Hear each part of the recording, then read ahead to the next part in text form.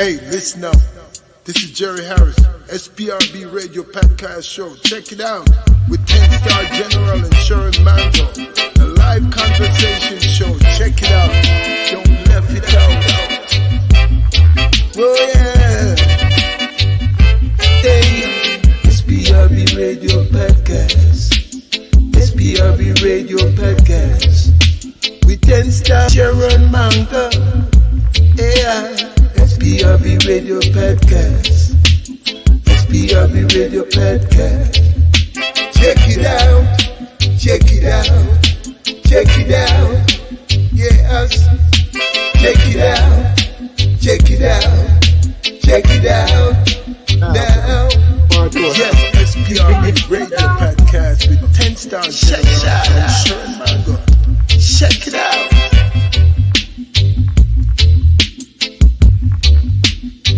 Well, all I can say is, Slate, welcome to the SPRB radio family. Can you have fun? I say.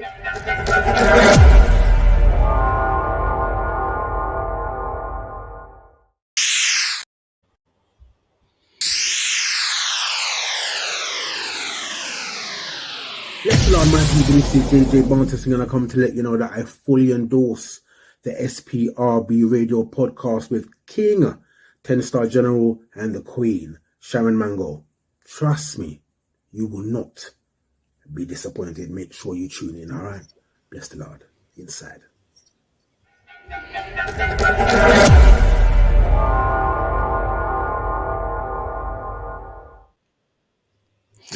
Greetings, everyone. Greetings.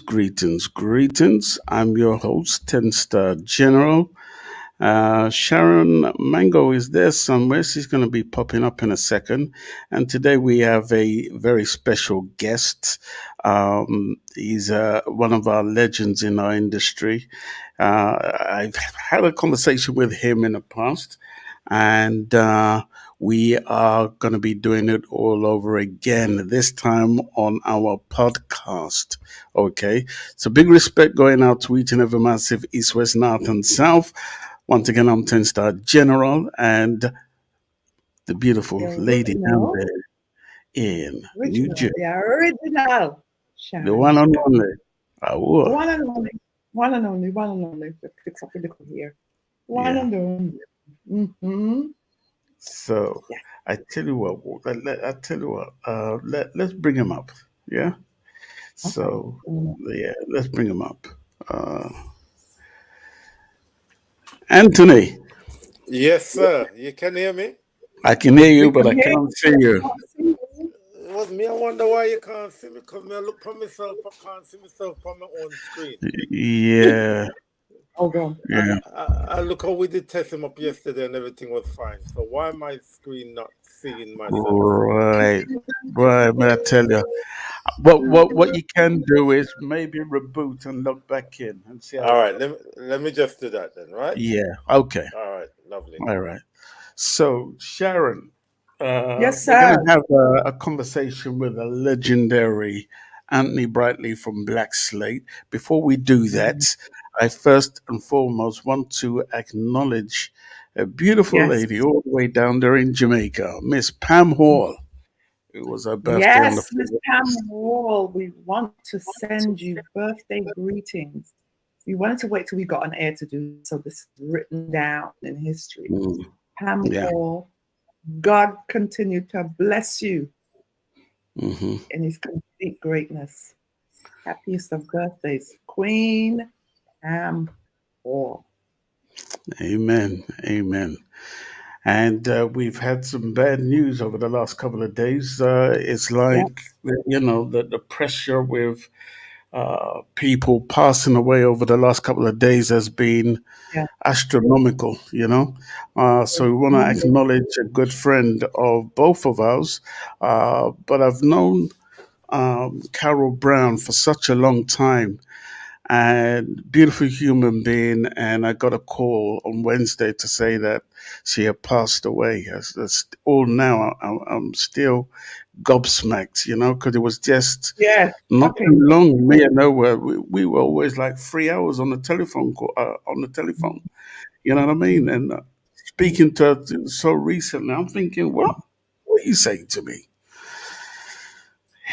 But yeah, still trying to make sense of it. So we pray for us all to rest in perfect peace. Amen to that, brother. Amen to And that. She's, condolences to the entire yes, family.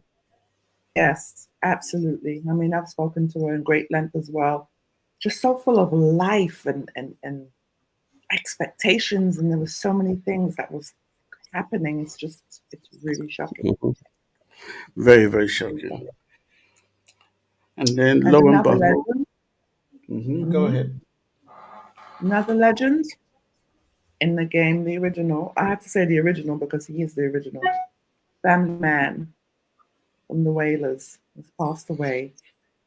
Um, I can honestly say I've had the opportunity to meet him, me and my Mm, husband, and hang out with him after a show. It was still, it's surreal. It's.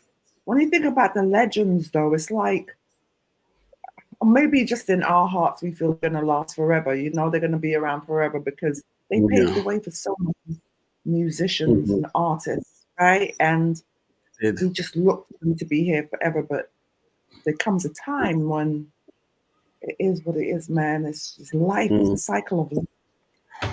But our complete condolences to the entire family of yeah. Family Man. Yeah. Like, Yeah. seriously. Definitely. And we're gonna crack on. I'm hoping that Anthony will be able to reset and come back in. Mhm. Uh, yeah. Let's hope he's able to rectify what's going on with his system. Yeah. Also, um, Desiree. Desiree Yeah. she gave me a call this Did you? morning. Okay.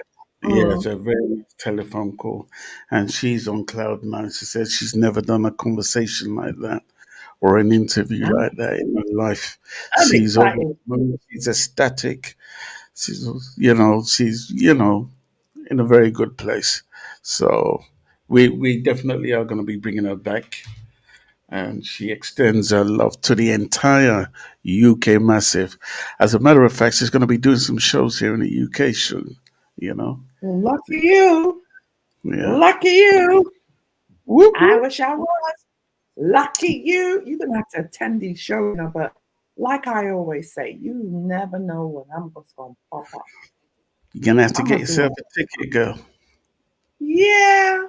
I'm going to have to do a little pop up at some point. You never know when it's going to be, Mm, but it's going to happen. A little pop up. yeah, right. We want to bless up Marsha. Marsha's in the building all the way from Florida, logged in. Bless up yourself. No Mhm. matter where you're logged in from. I also want to take time to bless up King Natty Man because he's the Oh, person yes. who set up this conversation with Anthony Brightly from Black Slate. And Hmm. bless up all the Kenyan massive working diligently with SPRB. So maximum respect to all Yes. involved. What I'm going to do is I'm going to just play some snippets of a video of our guest that's going to be on today. So just Hmm. bear with me while we do that. I'm going to give him a telephone call and see what's going down with his computer. So in the meantime, Hmm. between then, I'll continue with the musical vibes. Okay, here is something called. Take a listen to this.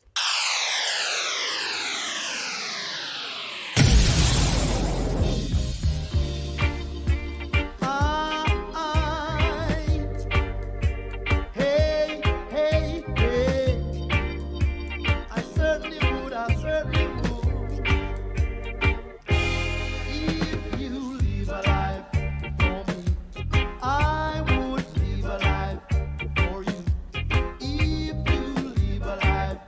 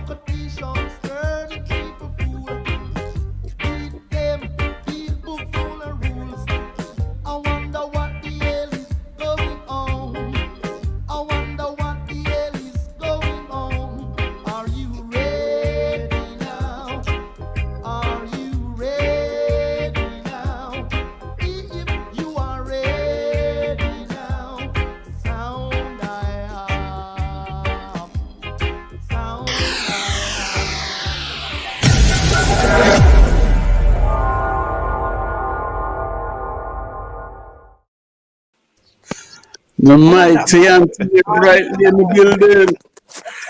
Yes, I am. Lord, it looks like you've been climbing Kilimanjaro down there, boy. I just went through all the valleys and come through, and this is where we are right now. Amen. Wonderful. Thank you. Anthony, meet my co-host. Sharon Anthony, Mango, big up every that's time. my name, sir. Me are the That's right. original. Me are the original. It is such a pleasure. Such a pleasure. Such a pleasure to meet you. It really Well, is. I am excited myself, believe me.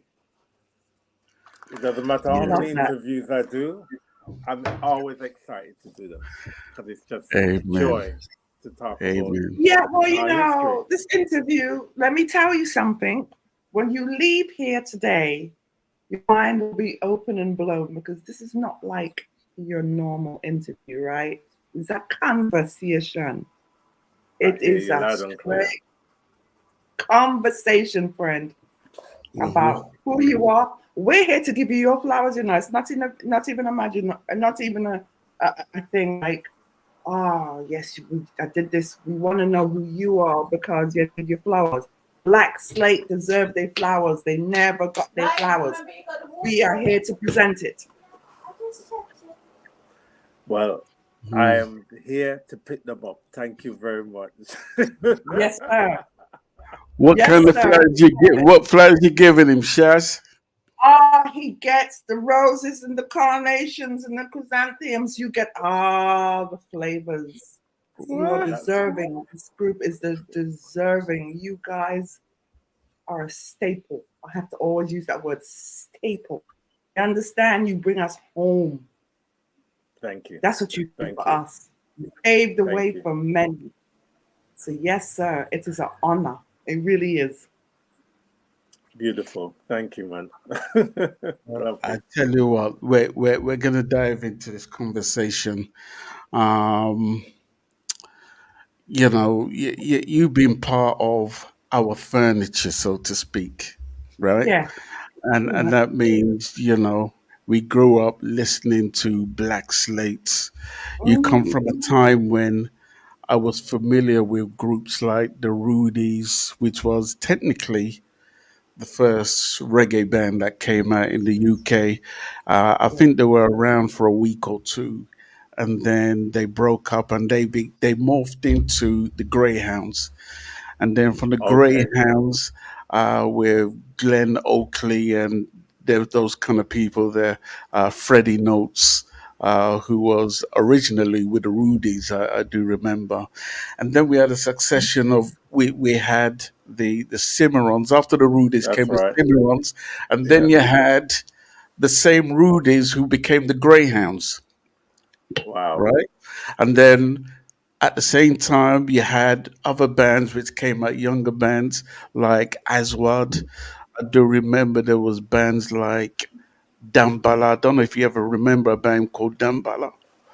No, Um, but I know and then about bands like Black Roots, Black Revelations. Roots, that's right, all those kind That's of right. bands. Yeah, yeah. Yeah. And in the midst of all that, you were there too, and you came with a different sound. We were scratching our heads and saying, wow, you know, Sticksman, you know, and back then, I think I can remember we were popping a style where we were neatly ironing our handkerchief, right?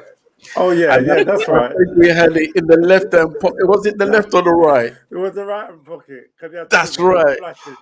And then you couldn't walk the street without bouncing. You know, you had to walk and bounce. And that was the time where Sticksman came out. Wow. Yep. You're bringing in some Sticksman. real memories now. Yes, What was sir. what was the 70s like growing up in the 70s in your own particular, you know, household? Share with us family life in the 70s, what that was like growing up in the 70s, especially in the UK, because you grew up, well, we grew up during pressuring times. But what was it Yeah. like for you? Well, all right. So let's start from where where the music thing, when I realized that I could actually play music. I beg you So one sticker pin. Before you begin, I want us to acknowledge King Natiman for setting this up all the way down there in Kenya. Please bless him up and thank him. no, every time, it's amazing that triangle that has been created. Yeah, So we got Africa putting this thing together. yeah, And look, we're in the UK, I'm in Yeah. the Caribbean. That is the triangle. yeah, yeah. It's amazing, we serve an almighty God. And Yeah. when we serve him, all what you don't think is possible. And that's why we're in this Right. position right now, able to talk, because it's a unity that's been created that we couldn't do direct. Look, we've been so close to each other, but yet so far. Yes. So yeah, no, King Natty, big up yourself every time. Yes. When we talk about growing up in the UK, Yeah. I go back to when I recognized I could play an instrument. Now, growing up, I was born in Hackney, mother's hospital, and went to school in Hackney.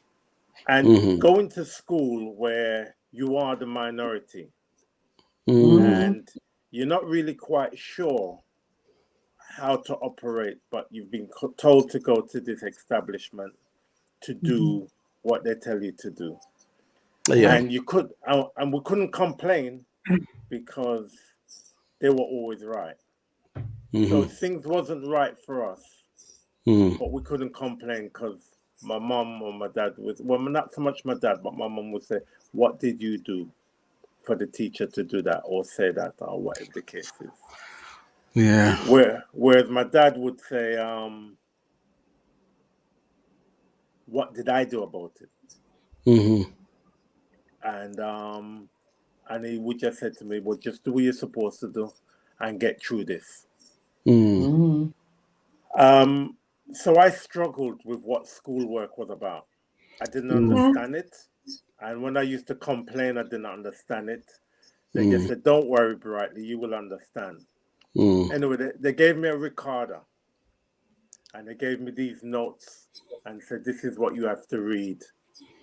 And but my brain and my eyes didn't move as fast together. So I would look at the notes and play it later than everybody else. Okay. So what I would do then is go home, look at the notes, play it at home, listen to how them play it, memorize it, and then play it along with them. And the teacher would say, "What are you doing, Brightly?" I said, "I'm playing with everyone else." And then she would pick up the music sheet and realize I'm not playing from the music. I'm playing because I've learned it and I'm playing along with everyone else. Right. And she would look and say, "All right, we're gonna play this one next, Brightly." And then I would take it home, work it out, memorize it, and come back to school and play it. Because I just couldn't play along at the same time. And then I said to my mom, "Mommy, I want to play the piano." And the same thing happened. She sent me to piano lessons.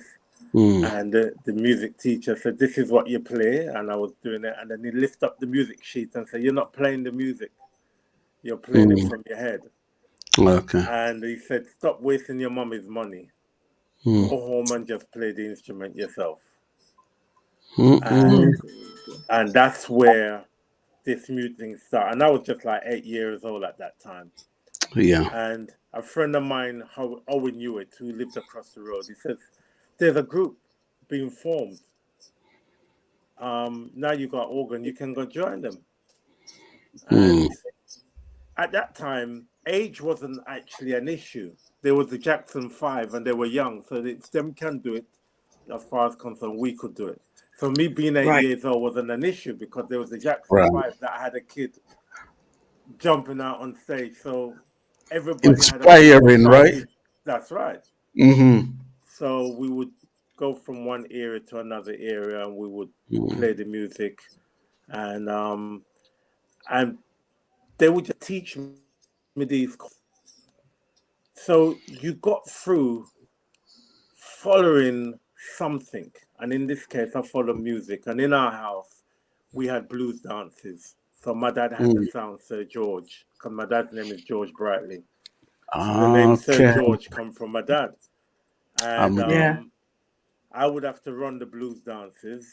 I would have to clean up the hall, get it. Well, it was a basement, but that was my job, preparing it. When the sound coming in, I would watch the sound them string up, and they would ask me all the questions. I would tell them where the power appliances. So, without even realizing, I was running my dad's business in the house.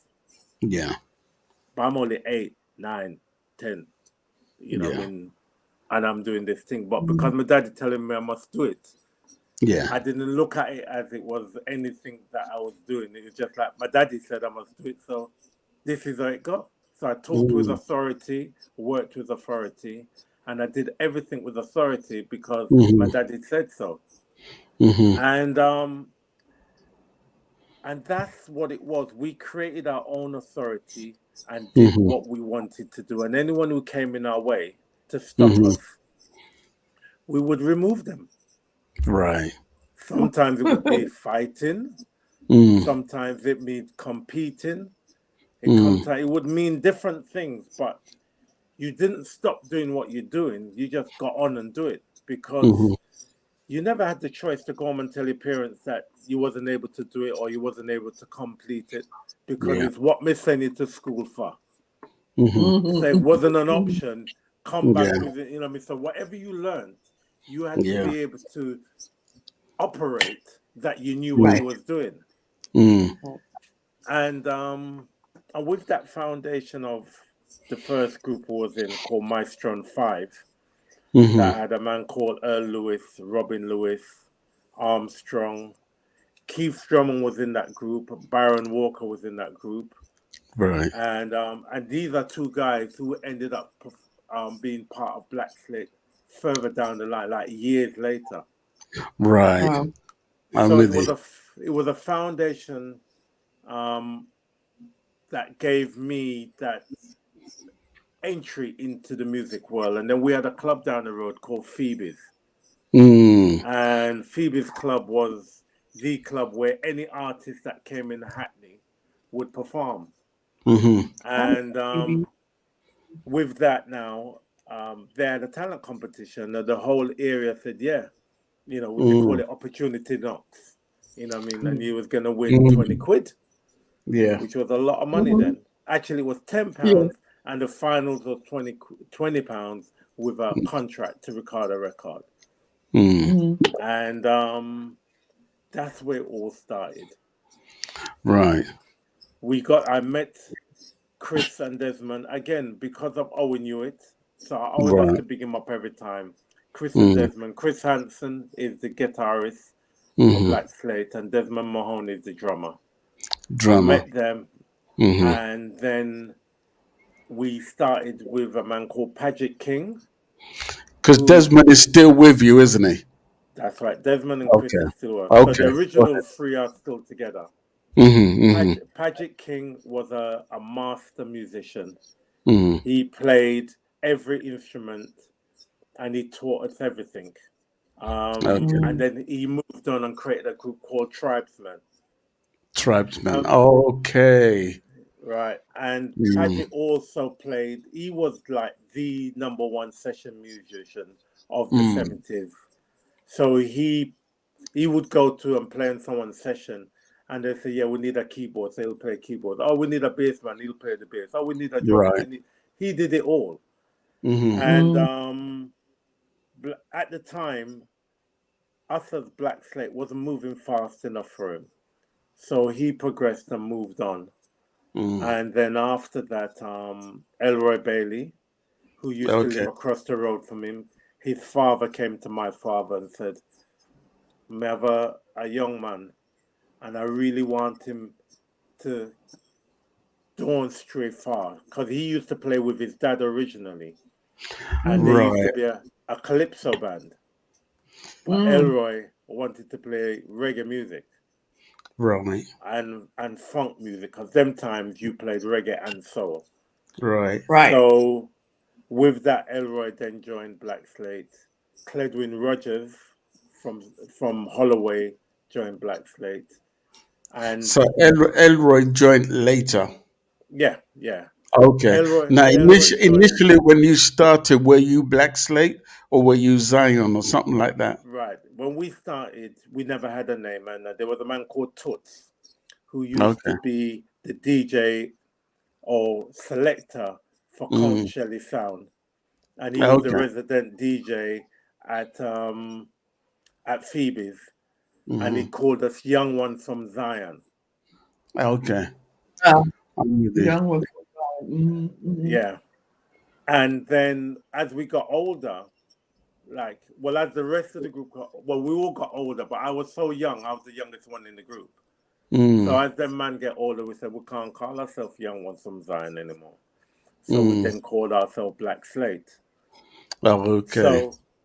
So before Elroy joined the band and before Right. Keith joined the band, it was Paget King, Chris Desmond, Mm. and myself. And Sandra Reid, I don't know if you know the singer Sandra Reid who I sing know Oh Boy. I know of her. Yeah. Right. Yeah. She was our lead singer. Because Okay. she won the talent competition in Phoebe's. And Mm. my dad said, you know what? This young lady needs to sing for us. So Yeah. she was our lead singer for about 2 years. Okay. And at that time, we started to do backing. So we would back artists like Errol Dunkley, Dennis Brown, Right. Leroy Smart. And we were just backing all of these artists and also working at Phoebe's Club as a backing band for the talent competition. Right. And then Elroy joined when Paget left. Elroy joined, Right. and we still carried on backing. And Byron Walker used to sing for us, and then Byron Walker left and went and joined the Black Stones. So he was the Black Okay. Stones singing group. Yeah. Yeah. And at that time in Hackney, there were two young bands. One was called the Equators, Right. which is where Alan Weeks came from. Hmm. All right, so you know the jazz reggae guitarist Alan Weeks. Yeah. Yeah. He was part of that band, and Ah. also started around with us before Black Slate or Young Ones from Zion. Alan Weeks was around us playing his Mm. guitar, getting to learn to play guitar. Then when we split, he Mm. started a group called Equators, and there was Young One from Zion, and then we went to Black Slate. Right. And Keith's dad was my tailor. Right. And so, because I was an awkward sized young man, I used to have to get my trousers tailor made because I couldn't buy shop trousers. So, You sound like me, boy. Why? Why is that exactly? That's too funny. Why? Listen. well, Let me just say this a lot quickly. of us, a lot of us black kids, we had big bottoms, different sized legs. Oh, And when you went into the shop, we'd have to buy a very big trousers that was too big for us yo, to fit around our waist. So we had to go yo, to the tailor, and the daddy would say, "Go build our trousers." Jesus. And yeah, Listen, I used to be a size 28, right? And because when my father used to make food and that, right, he used to pack the plate. I used to love my plate packed, right? But they never knew where the food was going because he says, "Why is your trousers always falling off your backside?" Right? So he would get somebody, he would buy a size 28 because that was the smallest size they could find for me, and it was still right. falling off. So they had to turn it in. So we black boys went through a Jesus, what a whole ton memory. of things just to get through, But that's how I met Keith Drummond. Yeah. So while I was in school, I watched a video.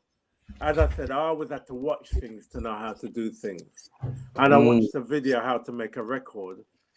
And I said to Keith Drummond, I'm going to make a record. Right. I was only 12 years old at the time. Well, I was 11. So Stick a pin there for a second. Let me just do a mic check because I was told my mic is very loud. How does it come through now? Is it loud? Can you hear me? well, I could hear you. It was just Yeah, I how can loud hear you you, were but speaking. yeah, Okay, is it overpowering? no. Well, no, I'm cool with that. Okay, good. All right, go ahead. Yeah. So at the age of 11 in school, I worked out how to make a record by watching a video. So I said, I'm going to make a record. So I went to a studio called Tangerine Studio in on Kingsland Road. How I think back now, how I recognize how small I was, I couldn't even open the studio door because it was so big. All right, Yeah, but I I got can in see there. that. So they came and they said, so I walked in there and said, I want to make a record. And they must have just humored me because outside it said it was £10 an hour. So I said my record was only going to be about 3.5 minutes. So it should only cost me £3 to make the record. You're trying to bargain with them. And they said to me, that's not how it works. He said, come with £15 and we'll let you make a record. Now, I used to get 50 pence a week for my school dinner. It was 10 pence a day for school dinners. So I had to work out how many weeks I had to do without dinner and make sandwiches at home to make the £15. All right? So that was 30 weeks Wow. to get the £15. And I used to put the 50 pence a week into the bank. My mum made me open an account. So when I went to draw out the money, the lady in the bank says, no, if you draw out all the money one time, we're going to close the account. So I had to wait one more week so I could leave 50 pence in the group, in the bank. Anyway, all said and done, went to Tangerine Studio. I said to Keith Drummond, you say you can sing, come. We're gonna make a record. And bunked off of school, went to the studio, made this record. Keith Drummond sing. We made this record called Mix Up Man. Okay. And went back to school the next day, said to my teacher, I made a record. So he just says, yes, brightly. Because no 11-year-old child can make a record. I'm about to say you were 11 years old, right? Yeah. So now, what year are we talking about now? 1972. Jesus. And so Jeez. he said to me, he looked at me and I said, I did. Now, understand, I was a bit complicated in how I did things. So I took a tape from the school. Yeah. So it didn't belong to me really. So the box of the tape, I didn't even know what was written on the box. But Right. I took the tape so they could mix out the tape and give it to me from the studio. So I went so when I was playing the tape, he said, that's a school tape, Brightly. I said, no, but my music is on it. Played the music. He says, you didn't make that. So I went behind the piano and played the music while the tape was going on. He left and went to the headmaster. Oh, And he Lord. says, come on, Brightly. Come with me. So the headmaster says, I believe you made a record. I said, no, I didn't. He said, because my dad told the headmaster, if Brightly do anything wrong, just call me, which means Nick's in it. So for me, I can't afford to tell, but I'm going to school. So when the headmaster realized I'm saying no to everything because I'm afraid that he's going to call my dad, he says, no, I'm not going to call your dad, Brightly. I just want to know, did you really make the record? So I said, yes, I did. So that Friday, he played my record to the whole school. Oh, Wow. Jesus. So from the first year to the upper sixth, all had to listen to this record and I had to walk on stage. Oh, and Jesus. and that was my first experience of being famous. Because that point, every single person in the school knew who I was. You're that Mm, boy who made that record. Don't forget, I'm black, so I'm not hard to find. right. Right. Yo. And that's how it all started. And then after Right. that, we changed the name to Black Slate because we said we had to have a meaning for our name. So at them times, Right. we were black and we were proud. So Right. everything was black and you're proud and black this, Right. black that. So because we were black, we call ourselves black. And then we used the Mm, name Slate mm, because slate in the olden days our parents used to use as the equivalent to paper in school. So they mm. used to use the slate in school with A chalk. slate with a chalk, but yeah. So and because we always knew we were going to carry a message, that's why Mm. we said we're Black Slate. Now, what was the order of the day back in those days? Because I think even though there was like there used to be the racism, the discrimination, and I think we as UK residents, were becoming more and more knowledgeable about self. I think we were becoming more and more conscious. The more I think we heard conscious music coming out of Jamaica at the time, Absolutely, I think absolutely. it opened a different kind of mindset at the time when you guys were coming That's into the fold. that's absolutely. So we were performing all of these Roots Naki Congo records, Ballistic Affair, what I mean? Okay. All we were just there was just and don't forget there was Bob Marley. Right. So I was introduced to Bob Marley same time. All this happened around the same time, 71, Right. and then 72 or 73 Bob Marley came to the Sundown Mm. Theatre in Edmonton, Mm-hmm. and my dad took me to see him. Oh, And wow. and as my dad did, walk on the stage, and so he put me on the stage to stand up, Mm. and I stood right beside Wiley, who played the keyboards, Mm. and Bob Marley walked past me to get on the stage, and he had to Mm. walk past me to come off the stage, Mm. and tap me on my shoulder and say, "Yes, you man." Wow. So that when that happened, I was never the same again. Mm. I I saw them wouldn't be either. perform. Wow. Mm. They performed 3 tracks: Concrete Jungle, Kinky Reggae, and Get Up, Stand Up. Mm. Don't forget, Okay. Get Up, Stand Up wasn't even released yet, but they performed it. Mm. Right. And don't forget, on that show, Bob Marley wasn't the star of the show. The star of that show was Johnny Nash was the star of the show. Mm. Oh, that's right. Yes, Johnny Nash brought them in Johnny Nash was the army. star of the Yeah, show. he And was responsible Toots for on all the the stuff. Maytals was also on the show, who was also bigger than Bob Marley and the Wailers. Mm. Yeah, Mm. yeah, So this yeah. was just like a revolution. So with listening to Bob Marley's songs for Mm-hmm. hours and hours and hours, Mm-hmm. we became conscious. And then Yeah.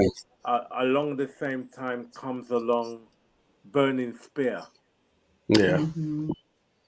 Yeah. And along the same time, they bring out the film Roots. Oh, Ah. jeez. Oh, So child Lord. Yes. we are messed up. And then one Mentally. talk to us about what? Who? And we know in school we can do everything better than you. Yeah. If I couldn't do it, my brethren did it. We were better footballers, we were better basketball players, we were better at everything. And we're saying, hold on a minute. So we were militant. Yeah. We were chanting down Babylon in our Hey. footsteps. Listen, That's right. you see the key that I mean, especially in West London, right? you have to understand what was going on at the time, why this mindset was the way it was also. Now, many Caribbeans, if you remember, didn't want to associate themselves with Africa at all, Yeah, right? yeah, So, No. and Africans and Jamaicans used to clash a lot, not physically, but it used to be verbal. Yeah, You yeah, know, yeah, yeah. but Because it was but just that this was the thing. awakening. You see, the thing I want to touch upon, because I know about it, because not only was my father Nigerian, right, but my mother was Jamaican, so I was feeling Wow. the heat from both sides. You know what I mean? Because I understood both sides. You see where I'm coming from? Wow. And I'm Right. thinking to myself, what a position to be in. You see where I'm coming from? Yeah. Well, So you're when saying what Roots the came whole. out, I was like, yes. Yes. And I was only that way because it was the awakening that now every black person is going to know that they Gonna got real. African roots. That's right. That's right. But And then your music was also empowering because that's what kept yeah, us level headed. We looked to yeah. your Well, music for messages. and that's what happened. We were getting all these music from Jamaica. You know, what I mean, you had two sets of records coming. You had, you know, what I mean, the melodic stuff with Delroy Wilson, Dennis Brown, but Dennis Brown was roots, and yes, he He he was was. was. lovers. So he was Yes, he chanting was. down Babylon on one side and singing Yeah, Mm. about loving a woman on the other side. So you had that balance. Yeah. And you know what I mean? And then you had the Delroy Wilsons, the John Holt's, the Heptones. yeah, But you had the Johnny Clarks, the Burning Woo. Spears, Yes. the culture. You know what I that's mean? right. You had people like when the Channel One sound came and they were just like, I know myself. Da, da, da, da, you know what I mean? And Ah, sufferation. Don't forget we're sound men as well, you know. So we're into every record that come out. yeah. I never even know that Yes, Here I Come by Dennis Brown was Psalms 23. Ah, I right. imagine. just yeah, you know what I mean? So Mhm. we're learning things, music, Step It Out of Babylon, or The Wicked Never Know Themselves. These records are like resonating in our head. I can imagine. So I had a swell Mm. because it's like Zion. We are going to Zion. We are going to Zion. You know what I Mhm. mean? My mom said, why we had a Rasta man in the sound, right? So the bigger man them who was in my dad's sound at the time, one of them was a Mm. Rasta man. And Big U came. You know when Mm. Big U come with screaming target. I Yeah. pray. Yes. Listen, that album became the Bible. And For real. and then when like the dread flashing locks and the weak hearts. So me want to know if I was a weak heart. So the man who had the dread in the sun, I said, can you flash your locks for me? Because I want to know if I'm gonna drop. Because I really believed it. Yeah, yeah. And when he flashed his locks, don't forget this is the first time now I'm gonna see a head of locks. Mm. And when him pull off him head and him flash him locks, I didn't drop. Actually, he wrote like something rise up in me. Mm. And me say, what is here? And then my mom told him off. My mom Really? said, yeah. My mom said, listen, leave my boy alone. Because don't get in Jamaica, you know, if you're a Yeah. bobby dread or a dreadlock, you selling brooms. You're a tramp on the Yeah. street in Right. Jamaica. Yeah. So for my Yeah. mom, who's a 7-day Adventist, and there's a dreadlock talking to her son, it's like, no, don't try and convert my son. Yeah. So you're talking about a lot of things, and then you know, what I mean, then the dread them around us It's the are same thing. reasoning. Because don't get, I'm 6 years younger than the oldest guy in the group. Now Mm. them man are turned like Desmond is a dreadlocks now. Elroy is becoming a dreadlocks. Mm. So now there's a whole different set of reasoning going on with this little Yeah. young youth listening to the man who must sit down and I read Bible and I reason. Yeah. So you're becoming conscious without even realizing Right. that Mm. there's a biblical, spiritual consciousness rising amongst, and it's happening north, south, east, and west. So even though north is north and south is south, and you realizing exactly that movement is happening, even in Birmingham, in Bristol, in Nottingham, in Wolverhampton, there's a group of people rising up at the same time because we're all listening to the same music. Right. And with that now, we're becoming mindful of what's happening around us. So I'm now 15 years old, and there's a thing going on in Hackney where man are drop sticks. And we're saying, What do you mean when you say chopsticks? well, this is where I'm gonna explain. So like a man is saying, and when you see these sticks, man, right? Them crisps, they're like the dummies of. When I say dummy, you have the dummy in the shop. Yeah. That would be a Burberry with that. So from whatever from their head to the toe, these men are dressed sharp, and everyone's looking at them and saying, "How these men dress like this? Because they're not going to the tailors anymore like us. The seam line sharp. They're buying shop clothes." I was saying, "How come the Yo. shop clothes are fixed them?" You know what I mean? Like, Yes. and then we realized that what they're doing is dropping sticks was pickpocketing. Okay. So you would see them at the bus stop, dress up. But because white people used to see the bikes and they look like city boys, Right. but all they were doing was picking all the white people bags. And they said, we only pick from white people. We don't trouble black people. And so it was almost all right. So who did it, and we never really take it on. Yeah.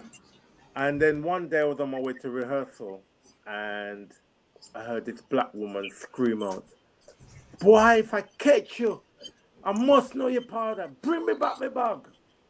And there's a thing called grab and flee. She ran a black boy. I saw a black boy thief a black woman bag. So me realized when I'm hungry, they're gonna steal from anybody. Right? So that's why I wrote the record Sticksman. That's what happened. Okay, I'm with you now. So Sticksman, why you do that? Rubber man. Yeah. Say it was your mother. Say it was your father. Would you like that? Yeah. You say you only have teeth from white, but if you teeth from white, you will teeth from black. So don't. Where did the original concept Stickman come from? It came from those who used to twist up their head, right? Well, not full blown Rasta. Apparently, in Jamaica, they were called sticks. Okay. Because they used to use sticks to pick people's pockets that they couldn't feel it. Oh yeah. So they would just pick your pocket with a pair of sticks. So that's where the original name Sticksman comes from. Okay. Imagine. And we just thought that was the man who used to just twist up his head. No. Back then. Right. Okay. So now, as a sound I made it as a dub plate for the sound, because by this time now I'm taking over my dad's sound, Sir George. Wow. So I couldn't buy dub plates because them times. All right, sorry, I have to go back a minute. You know the sound system, Fat Man sound, right? Fat Man, yeah. Right. Okay. Big sound. And Fat Man and my dad were friends, and my dad brought Fat Man into the fold and said, "Come, may I go give you a play?" Because Fat Man is a younger man to my dad. Okay. Yeah. Then Fat Man started to get the next youth them of the area. So he was like the youth sound of the area. So my dad is a big man sound. Fat Man is a youth sound. And my dad had a club called Norwich. Okay. So I said to my dad, if you want Norwich Club to kick off, put on put on a night with Sir George and Fatman Sound. I'm playing Sir George at 14 years old. And you got Imagine. Big Man, Fat Man, Robert and Richard. I play one record and they sign me off. What record did you play? I don't even know. All I know, I wanted to cry, right? Because, you know, anybody who have a sound system, your sound always sound good in your front room or at home. It's not until you get to the hall or the community center or the club to play, then you realize how good or how bad your sound is. When the other sound is better than your sound. Right. And Fat Man's sound was better than my daddy's sound. Mm. So when I'm playing, I'm trying to turn up as loud as them, and I just sound like distortion. And Richard picks up the mic and says, "Sound over there, sir. Sir George, sign off." And he played a Keith Hobson record. I never forget it. And the girls them in front of the sound, dum, da da da da da da, sign off, dum, dum. Oh my God, the biggest embarrassment. So it's the biggest experiment. You can't, and them times when you're playing your sound, you're facing your sound. I couldn't even turn my head to look over and look at the other sound. How embarrassed that was. And I stayed facing that way until it was time to pack up the sound and come. And I even let the other sound pack up and come up before I pack up my sound. Jesus. The longest night of my life. Yeah. But with that, I said, it's all right. I'm going to get you back. And I made 3 dub plates. Piano Twist. Shame. Sticksman. So Sticksman originally was it was just an instrumental song with a melodica, you know, like Augustus Babylon. Yeah. Piano Twist was a version to Here I Come. So that was I was supposed to play that against Fat Man and sign him off one day. And I made a record called Susie Wrong, which is what Jacob Miller sang. So I made all these records to play against other sounds. Right. And then when I saw The Robbery of the Woman, I went back and then got Elroy to sing the words of Sticksman over my instrumental song. So it was okay. Yeah. And then, but my young son, because now I'm the young son coming up, he's only 6 months to follow me in it. Right. All the young leaders. So I'm saying to my brother, Bernie, I've made this record that's costing these men. It's going to turn into a fight. Lord. So I'm saying to my brother, should I play the record still? Because we don't want no war. We don't. Right. My brother look at me stern. He's older than me. Just play the record. I'm here. If we fight, we want to fight. We're going to fight. When I played the record, the Sticksman them go like this. Damn. This is our record. Glorified. Wow. Because don't forget, that's the first British record about British people that was ever made. Yeah. I didn't realize that. Wow. So you got the first record made in England for British people. They didn't even want to play the record in the record shop. Imagine. The man in the record shop said to me, "When the Englishman can't play music, I'm not playing it in the shop." Wow.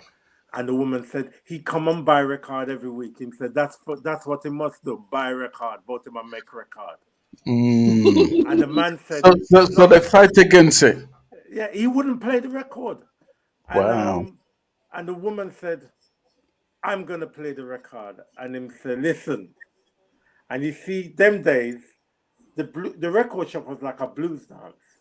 Pure man of with 1 and 2 women. True.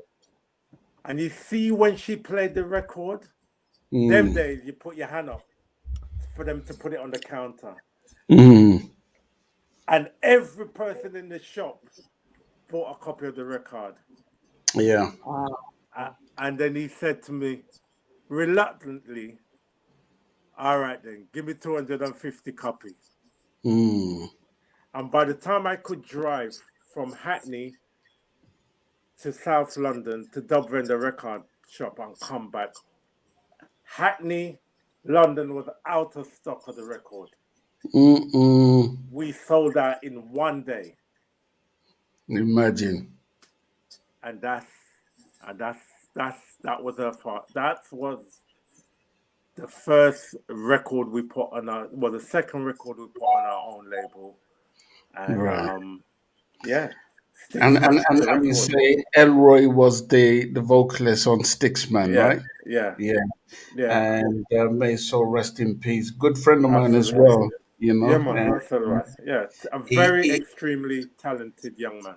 Energetic. You know, it was the first man I used to see that used to dance and play bass. That's right. It's all over the place. I'm like, where do you get this energy from? That's right. Because you them know, days, bassman used to stand at one place and hold the bass.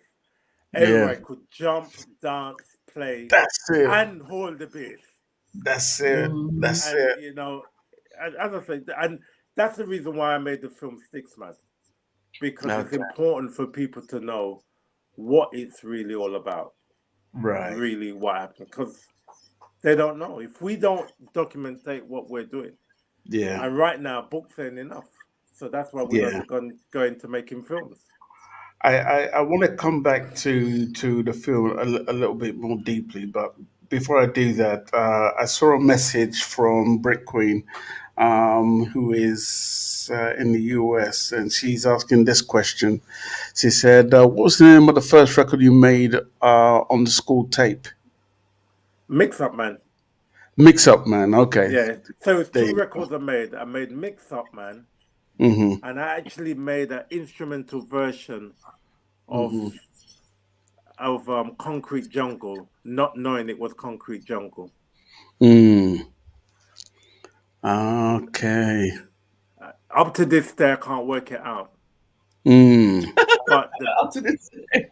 No, seriously, it's one of those mysteries, because when you listen to Concrete Jungle, it's so difficult to play that bass line. The man plays 3 bass lines in one. Doom, doom, doom, doom, doom, doom, doom, doom, doom, doom, doom, doom, doom. You know what I mean? Like, who does that but Family Man? Yeah. And I'm 11, Family Man. And I'm playing that bass line, not knowing it was Concrete Jungle bass line. Wow. So are you it is brilliant in itself. And how old was you at the time? 11. That first one I was 11.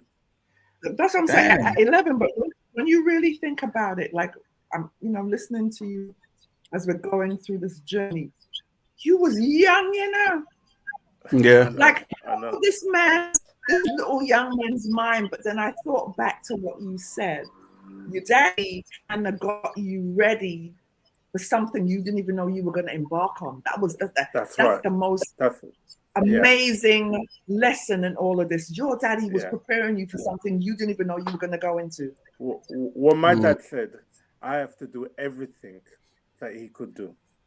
Right. So some mornings my dad would say to me, "Tony, you can't go to school this morning." I'm 8 years old. 8 years old. Go open the shop. I'm in Hackney.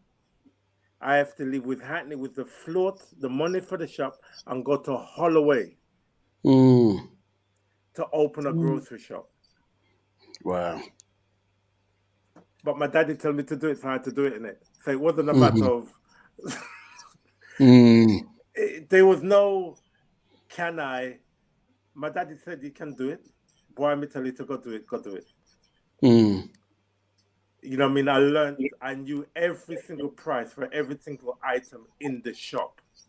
And I used to tap the till like how people scan groceries now. Yeah. So I didn't understand it. People used to say, "Oh, Millicent, let the boy cash it because he's quicker than you." So to get the queue down, they would get me to cash everybody's till. So it's only when I talk about it, it's like, Mm, my God, is that really what was going on then? yeah. You And know, you know the story, and especially when I hear it from what you're saying, and I hear, because I've interviewed you and I've interviewed Elroy as well. So when I hear both stories, I can now visualize and picture. Because one of the questions I want to ask you now is, when you work with all the individual musicians in the band, how did that make you come together, like bond as a tight band? What were the individual qualities you looked out for that made you who you are? okay, All of them. so Desmond, right, Mm, was never the greatest drummer. You know, you mm, got drummers who, when you hear them, be like, Yeah, yeah. mm, that wasn't Desmond. right.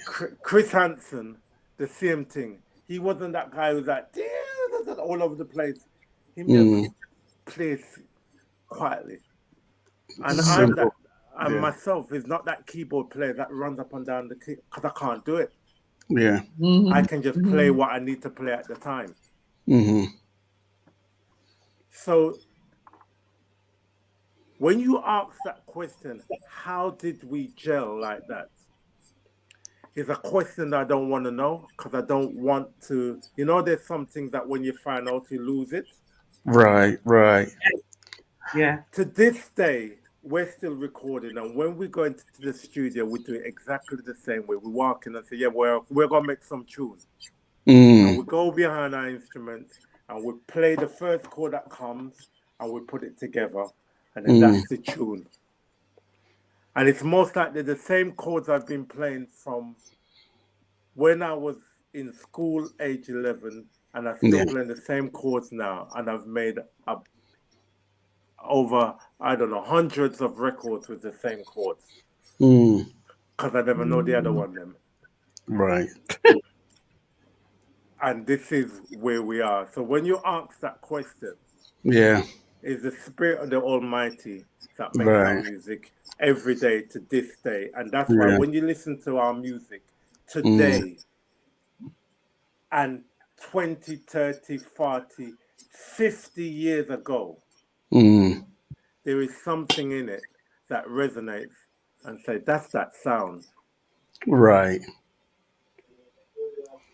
And that's why we still exist Mm, Yeah. because what we do is bigger than us and we're humble enough to just humbly do it when we're told. That's why when I do an interview, as you can see me get all emotional because mm, it heats me up. It just like, mm, just even talk about it, it puts me on fire. yeah. So it's not Yeah. like, oh, another interview. No, Mm, yeah. it's the story that I've lived and Hmm. still living to this day. And it Mm, puts fire in my bones. yeah. Yeah. To this day, it Um, still puts fire in my bones. when you released your first tune in the UK, because it did make noise.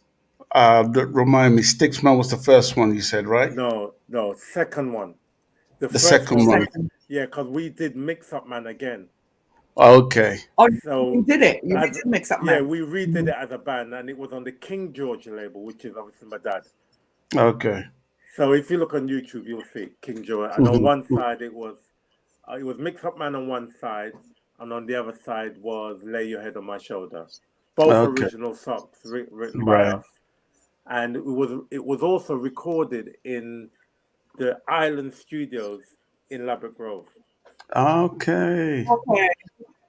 because Mm, there was a guy called Mike the Rain who had a deal there, yeah. and he was always trying to get us in the studio. So you got to talk to my dad. And if you talk to my dad, Yeah.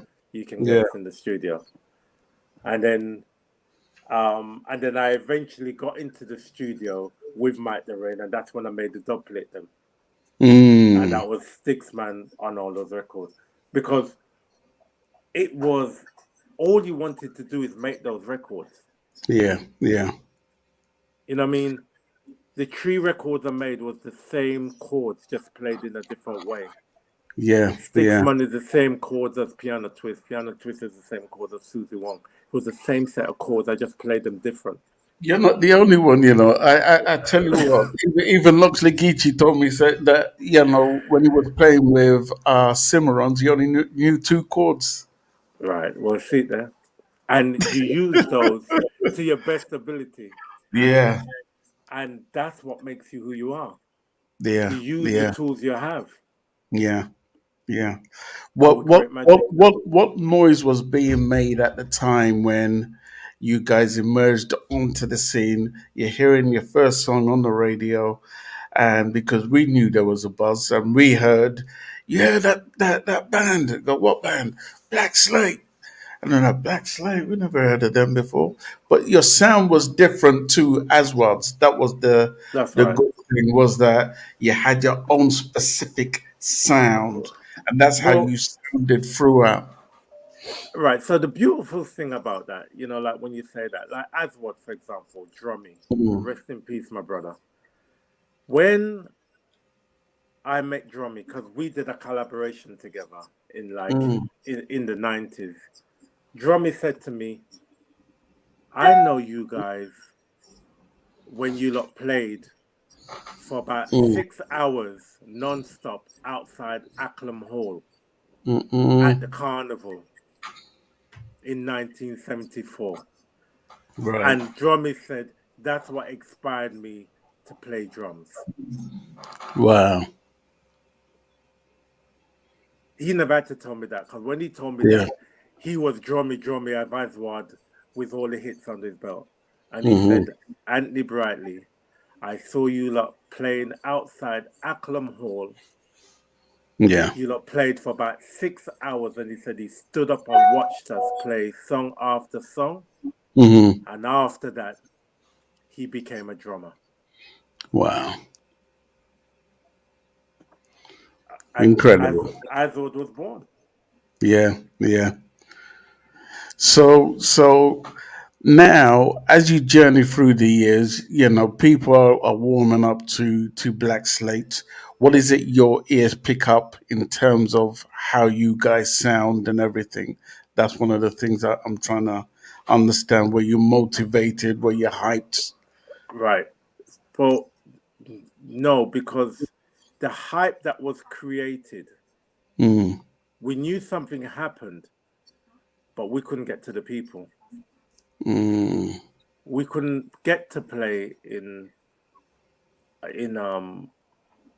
we couldn't get to play in West London because there was no way, no clubs would book it. I mean, we played in Apollo Club, but mm, um we played there with Ken Booth, we played there with Owen Gray, or I mean, all these different artists. But when it was mm. Black State's turn to perform there,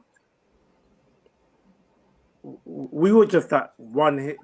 Well, it wasn't enough. I don't know why. It just wasn't enough. Do you think that could be because, like, for instance, I think one of the, if I can call it a curse, that kind of followed the Cimarrons, was the fact that I think for too long they were known as a backing band before they chose to stand out on their own. You see where I'm coming Well, from? well, you see, that's interesting when you say that, Mm, because you have a hit record, but them days a hit record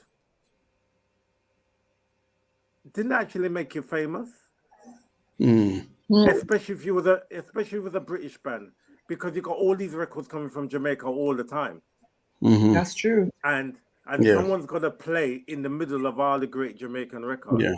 Mm, and it sounds so different. You can't afford to break or take that risk to play that record in right, between that. right. So the only people who had the guts to play, like Sufferer Sam, for example, right? And understand this: every sound system had a musician associated to them. Right. Sufferer Okay. Sam used to play dub plates from Hmm. Dennis Pavel. Mm, Right. Sir George played dub plates from Anthony Brightly. mm.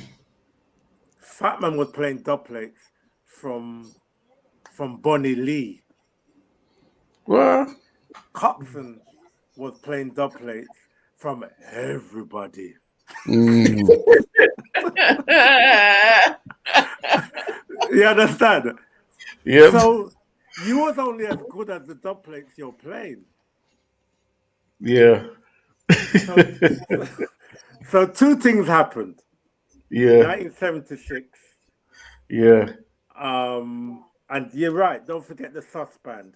There was Yeah. a lot of bands around, Revelation, Sus Band, Equators, Yeah. Mistine Roots, Yeah. and all these bands was normally associated with a sound Yeah. system. Yeah. That's true. Very You know true. what I mean? Because one man in that group was in a sound. And you Mm. would hope that they would play your record, but normally your sound can't play. Like my brother used to take the mic. You can't play that record. You can't play that Black Slate record in the dance. You can't play that Black Slate record in the dance. You can't. Yeah. Because we didn't get it right Yeah. as far as they Yeah. were concerned. So I'm playing the sound now. I can't play my own Black Slate records because I can't fit it in. Mm. So this is what happens. The world changes. Yeah. Punk rock comes around. Mm-hmm. And now all the way of fights. Mm. We've had the first riots at No, we're Notting Hill. talking about skinheads, right? No, they're different from skinheads. Punk rocks. Okay. Yeah, totally The different. rockers. Mm-hmm. Punk rockers was the guys who we went to school with. Yeah. Okay. My age group. Mm-hmm. Yeah. They, you know what I mean? You talk about Sex Pistols, Sham 69. Yeah. Yeah. Yeah. You know what I mean? They're the ones who used to starch up their hair. That's Yeah, right. the spike head man. Yeah. And them did love Sticksman record. They love Sticksman. Okay. So what happened now? In 1977, moving on, we're playing in all these white clubs. We're playing in Dingwells. We're playing in the Roundhouse. Of all We're playing places. in Music Machine. We're playing jazz. You know what I mean? All white clubs playing to white people who love this rock reggae. So we're playing. That was the new explosion now, wasn't it? Right. So we're playing rock reggae.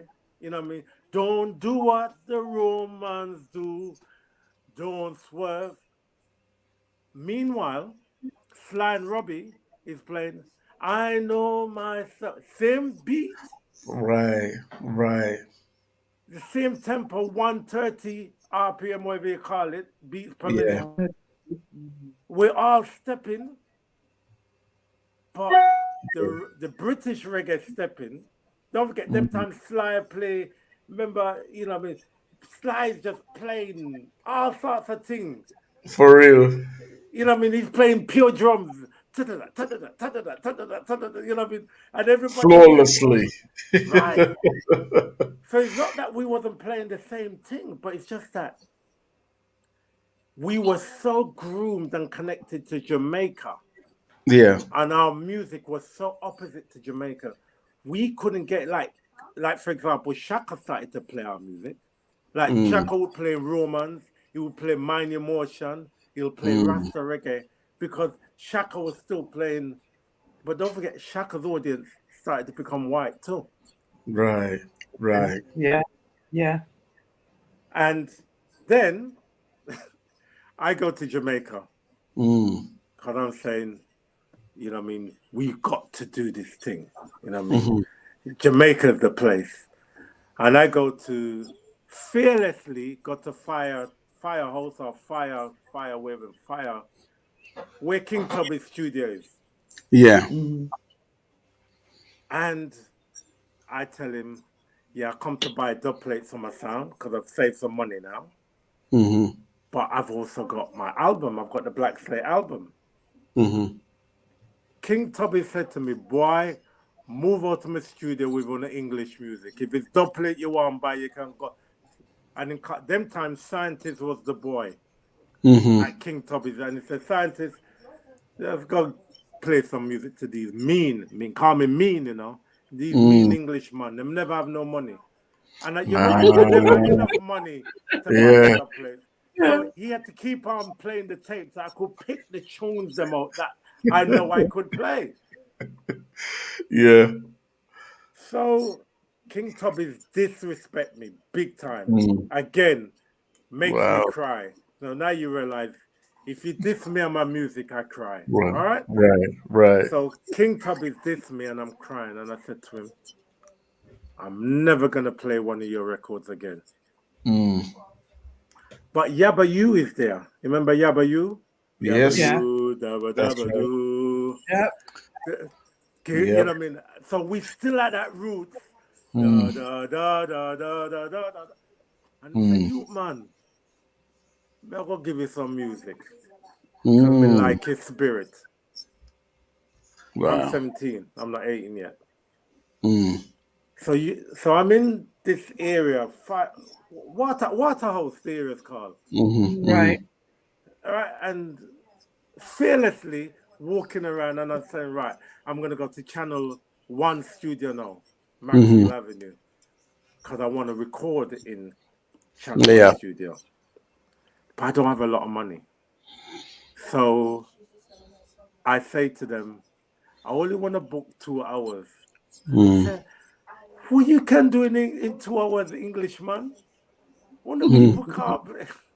And you know them Jamaicans, when them start jeer you and laugh after you, know, it's like, Yeah.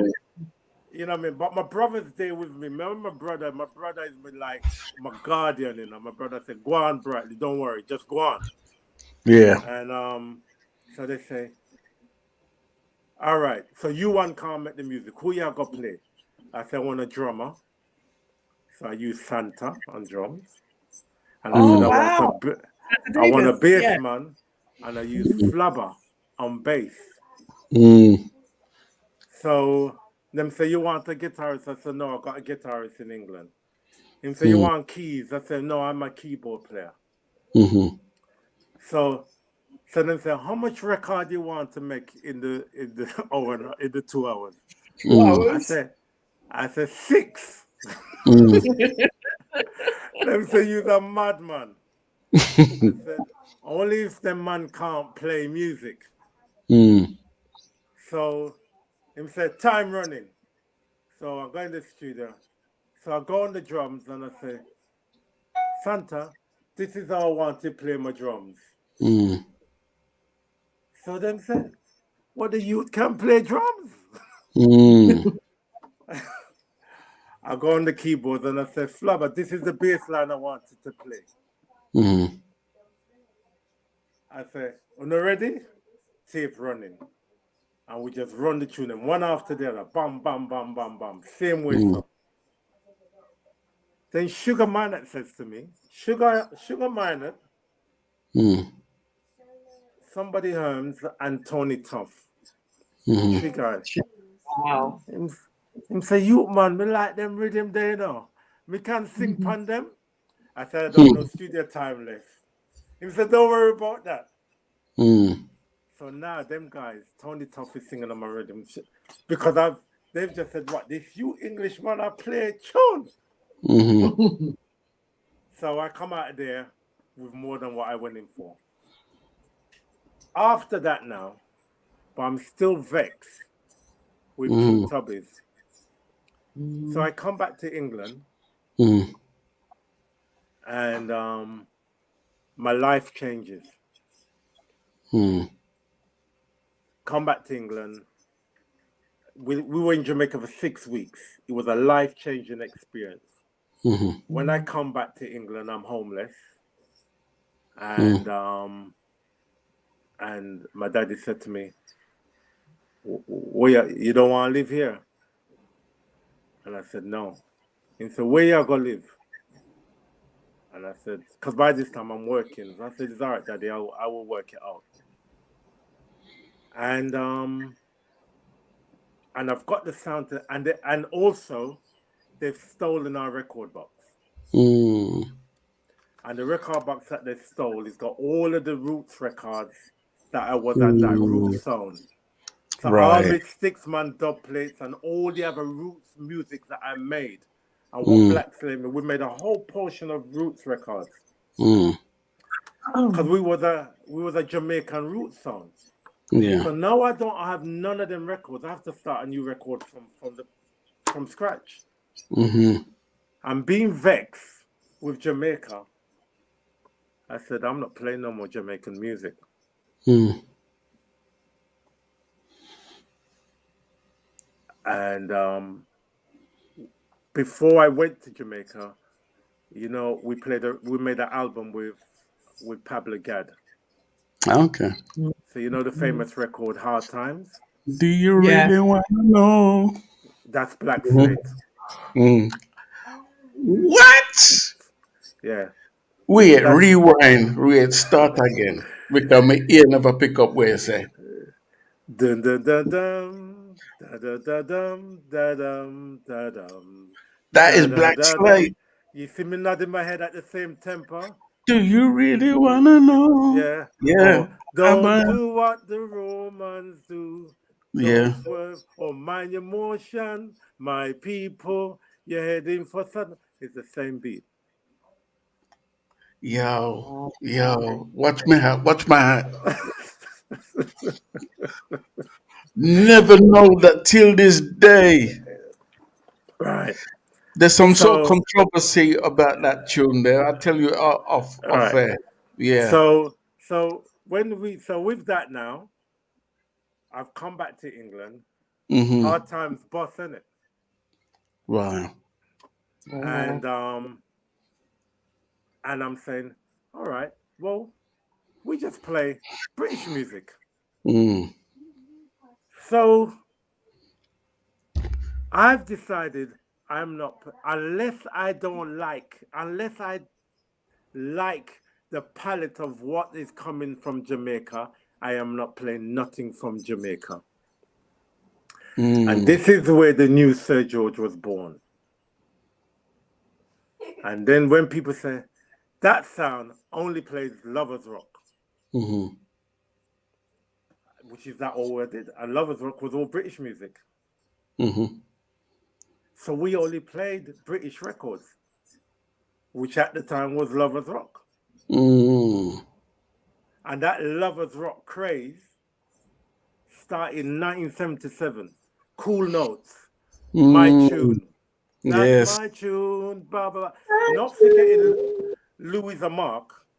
But when Louisa Mark came out, we were still doing Sticksman, why are you doing? So even though Louisa Mark went to the top, and you had people like T.T. Ross, and you had like Ken Booth, Yeah. Crying Over You, and Yes. all Yeah. of them records. So I was Yeah. only playing the record. If I couldn't dance with a girl with it, I never played the record Okay. because I was not standing up with no turban no hat on my head, rocking and not dancing with no woman. Wallpaper time. And secondly, I tried to become a dreadlocks, and my head was so soft. Every time I twist up my hair, it would fall out when I wash it. Oh So I, Lord. so I decided to perm my hair. Right. Oh, Right. shame. So I Loved it. became that. So that's why when you look at that video, you look at that video earlier on, I'm gonna play know, it again actually. you realize that I dress different from everybody else. Everybody Yeah. dread, and I'm this sweet boy, all dressed in white with curly hair. Yo. I tell you what, let's watch that again. Stick up That's here, too my brother. funny.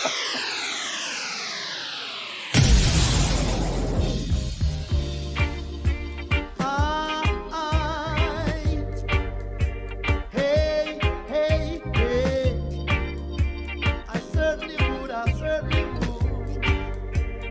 If you live a life for me, I would live a life for you. If you live a life for me, I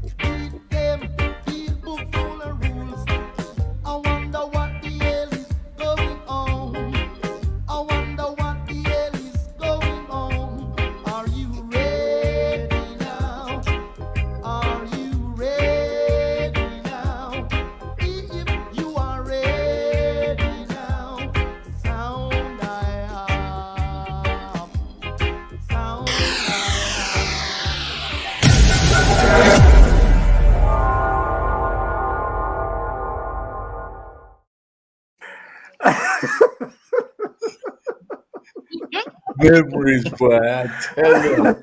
Memories. I love that video though. I love it. Yeah, Video, man. I love it. So you see, everybody have on hats, have yeah. dreadlocks, and there's this guy with curly perm, Early. white trousers, white shoes, white shirt, with the seam so sharp. So, Ay, so, boy, I tell you. so you had this contrast in the group. Yeah. And so obviously I'm getting older now and I'm establishing myself.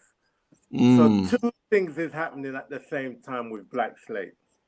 mm, So we're this dreadlocks group mm, in playing with all these punk rockers, roots rock mm, reggae, which no sound systems are playing. mm. And then we have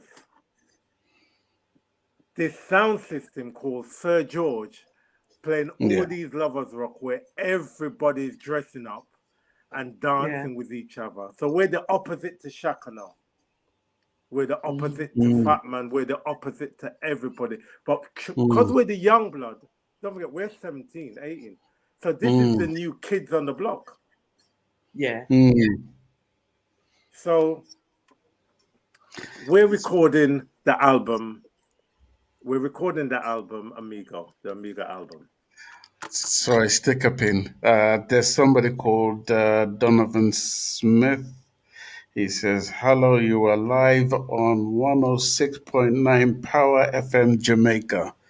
Well, thank you. If that's the case, thank you so much. We didn't know big that, up but every time. bless up yourself and respect Big him. up. All right. Yes. Yeah, man. DJ So Donovan, bless up yourself. yeah, man. Yeah, Big up, man. continue. So what happens now?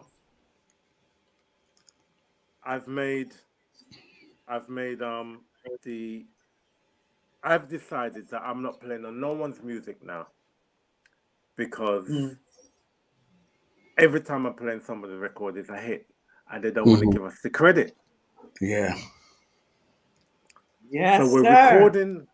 We're recording the album, and I'm at Easy Street Studios, and Yeah. Carol Thompson comes up to me and says,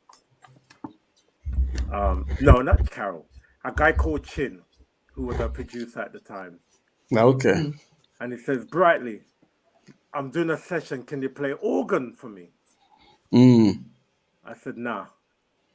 Because also now, me show off too. You see the way I dress, right?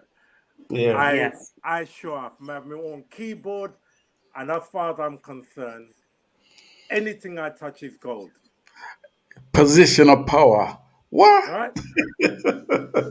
So Ching says to me, "Will you play on this record?" I said, "No." I said, "Because if I play on it, it's going to be a hit." And I said, "You don't want to pay me." Bragging rights. And I said, "You're not going to pay me." So he said, "Yeah, but we need an organ." I said, "Look, I'll lend you my organ, make another man play, and I'm not going to charge you, but I am not playing my organ because if I play it, it's going to be a hit." Right. And then sweet Carol Thompson innocently comes round and say, "Hi, Anthony. I've got this record, and I really like the way you play organ. Can you play it for me?" And we look at Carol and in my heart, me love Carol. Yeah. But, because don't forget, we're all the same age, you know. But them girls are going out with some big man, right? Because I don't know what was going on them days, but girls my age wanted to go out with 21 and 22 and 23 and 25-year-old man, right? Yeah. So I can only look. I can't even look at her too hard because them man, don't forget the big man them in there, you know. And Yeah. Bertie like, wow, what? You man want to talk to my woman? I said, "No, man. She just asked me if we can play another tune."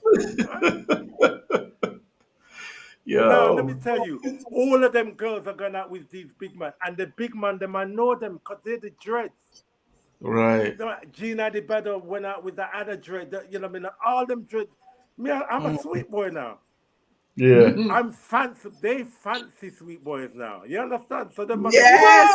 nah. Yeah. The takeover. So Carol says to me, I said, Carol, Oh, Jesus. I really don't want to do this, Mm. Carol says, please.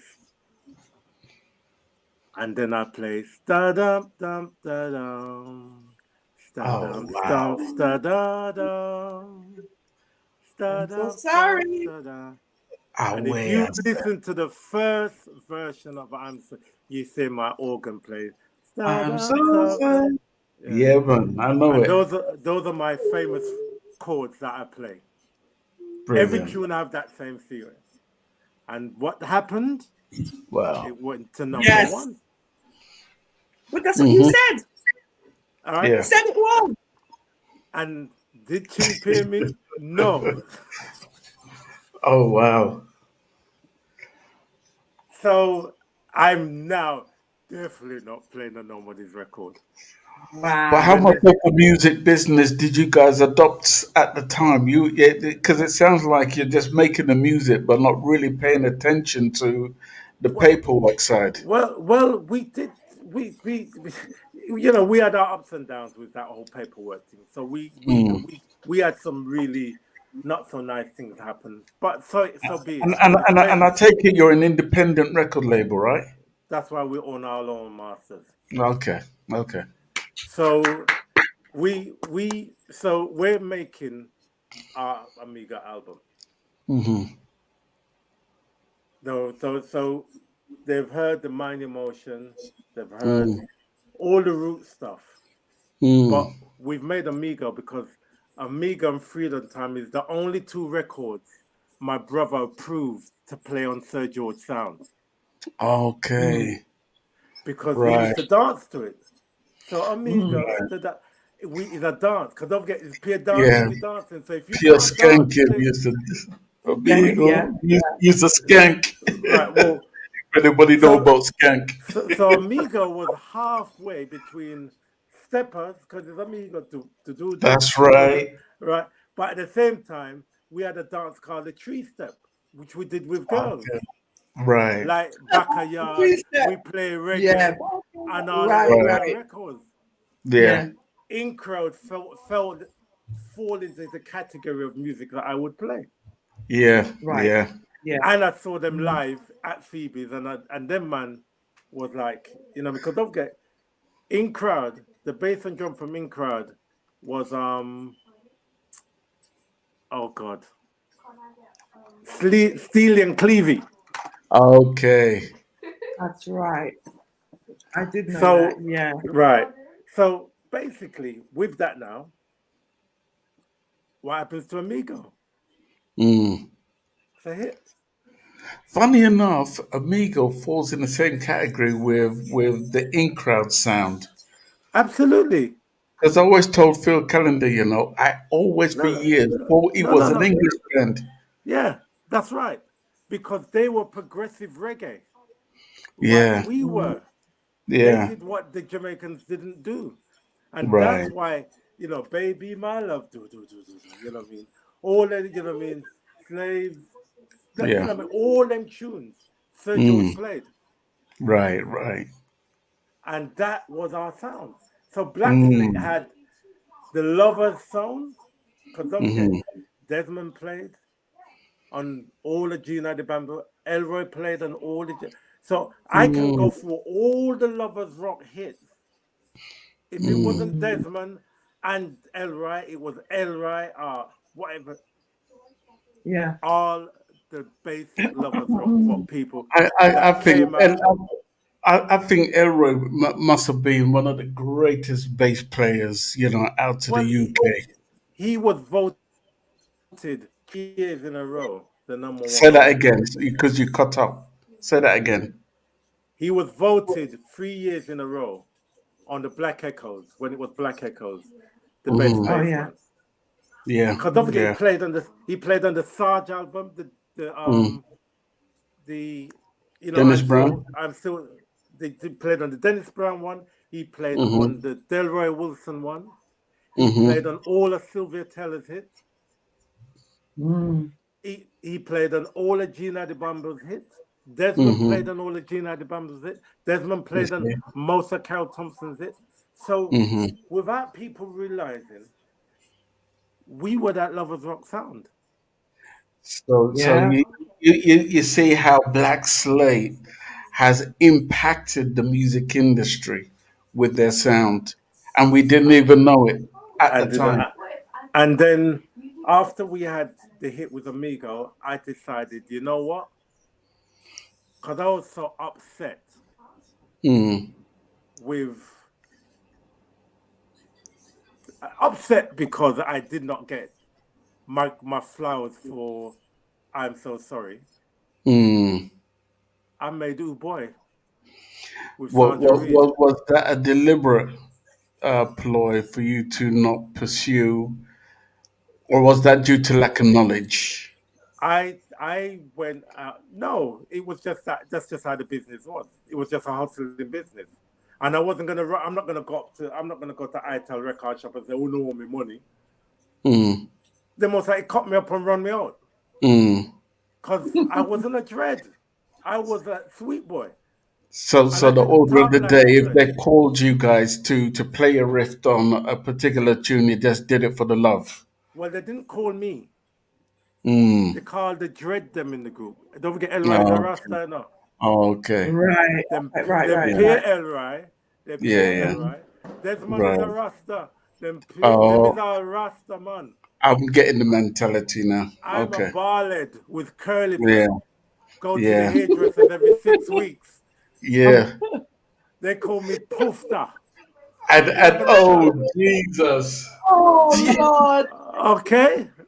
All right. Okay, say no more. I play the sweetest music, and all the Wow. girls come and follow my sound. In Mm. 1979, on average, I had between 800 to 2,000 people listening to Sir George Sound Mm. every weekend. Wow. I would be playing the sound, Mm. and I would be going performing to them white people on the Mm. same night. Isn't it great that you were able to create music and you had a platform where you could convey that music to the public without relying on radio station? That's right. People used to bring their records to me and say, Anthony, if you play my Mm. record, it'll be a hit. And I Mm. can tell you all the records I play and they became hits. Mm. Al That was Campbell, genius, you though. That never was know. just genius. Al Campbell, Genius. which one? Go back again. Go back again. You know to be loved. Okay. You know No, hit. you wanna be loved. Yeah. Don't Yeah. forget steppers, you know. We are stepping up, but we're Mm. rocking with the girls. Mm-hmm. Men cry too. Men. Yeah. All these Oh, records were played. Cause don't forget, no one else will play them because they were sappy records. Mm. Who wants to play Men Cry Too? Yeah. For real. We play them because we know man can cry. And when man cry, girls right. love we even more, right? Yeah. Yeah. Yeah. Listen, we're gallis. Yeah. You had the antidote. It was the antidote, innit? It was. That's the antidote. And you know what I mean? And then from there, I started to put records out on the Sir George label. And then it Yeah. was hit after it, you know what I mean? Calling Me, Trevor Hartley, Ooh Boy, Sandra Reid, Feel So Good, Sandra Reid, Touch a Four-Leaf Clover, Toy and Adekali. And it was all the other girls. They would come to Sir George and say, can you make a record for me? When I used to walk Wow. to Radio London, it was this young guy. I wasn't even 21 yet. Mm. And I'd have a stream of women walking behind me, and they were all singers. Mm. And Tony Williams would play the records one by one. Tony Endlessly Sandra Williams. Reid. Remember him? Because don't forget, Rodigan never used to play Lovers Rock. Right. Yeah. Right. With Tony Williams and some When- other people. When Rodigan came and played in Cubies in my hometown, Mm-hmm. He played not even one set. Mm. And what Fat Man did to me, I did to him. I said, sign off and go home. We don't want that Jamaican music inside here. Mm. That's Wow. what happened. And he Mm. never forget. He always reminds me. You remember when you signed me off? I say, of course I remember. Mm. Because my backyard. If you Mhm. couldn't play Lovers Rock, don't come there. Right. Brother B gave us a run for our money from Mhm. South London. Sir Lloyd gave us a run of money South London. Because Sobrano B was a big man sound, but they had some young youths playing, and they would play Jamaican reggae like what we did, like the Mighty Diamonds and things like that, and they played Yeah. the British stuff. Sir Lloyd played all the British stuff just like me. Because when Sir Right. Lloyd came, I said, Sir Lloyd, he must have been Daddy's son, because them days people stopped calling themselves Sir and Mighty and Lord. Mm-hmm. And when I spoke to Lloyd, Lloyd said, no, I'm copying you. Mm. When he heard the Ooh Boy says, Anthony, can you make me a record? Like how you made that record. I said, you know what? Just for the simple fact that you've asked me, and that record was Paulette Target, Cause You Love Me, Baby. Where did it go? Okay. #1. Right. Right. Well, history lesson today, boy. May I tell you? So it was amazing what happened for Mm. us. And it happened so quick. Yeah. Then with the hit of Amigo, Mm-hmm. it climbed the chart so fast they couldn't make enough records. Wow. They were selling but they thought it was a gimmick record. Right. So it That's was what we all fine. for. Yeah. Mm-hmm. Then they found out that Jah means God. Mm-hmm. And we're putting inspiration into people. That's right. That was the trend. They took the record out of the charts. And Ah. that's why we never go no further. And that's why you Mm. never heard no more Black Slate then. Right. Don't forget, we came in the charts at 80, jumped Mm-hmm. from 80 to 50, jumped from 50 to 35, and jumped from 35 to number 10 Mm. in the top 10 charts. They couldn't hold us back. Mm. And them days, if you know, they was not allowed to play records that was religious on Radio 1. Yeah. Yeah. That's true. The record, so England, they blocked it. Mm-hmm. All over Europe, it became #1. New Mm. Zealand, Australia. Right. And then when we went to New Zealand to do our tour, Mm. so we had a choice to either go to America or New Zealand. Right. We went to New Zealand, being the second reggae band, making Bob Marley the first. Mm. We were touring. We toured with Peter Tosh, Toots and the Maytals, Jimmy Cliff. We Mm. toured all over the place Mm. with all the big name artists. We're on tour with Sly and Robbie and them man. And them man is watching what we're Mm-hmm. doing on stage and realizing, hold on a minute, them man is doing something different to us. Mm. Them days, when you went to concerts in Europe, they used to walk with candles in their bag just in case they get touched by the music. Mm. We would be playing our music and then you'll see the whole place just light up with Mm. candles. Like 10,000 candles lit up. Right. Now people use their cell phones. Them days, there was no cell phones. They would Wow. walk with a candle just in case they got touched by the music. And that's Mm. how they would show their appreciation. Mm. And that's what happened while we were Mm. touring. And they Damn. would say, the only time we saw that was with Bob Marley. The only time we saw that. Don't forget, Peter Tosh is there. They're not lighting candles for him. Mm-hmm. Yeah. Jimmy Cliff, they're not lighting candles for him. Mm. Then we go to New Zealand. And when we get to New Zealand in 1982, Wow.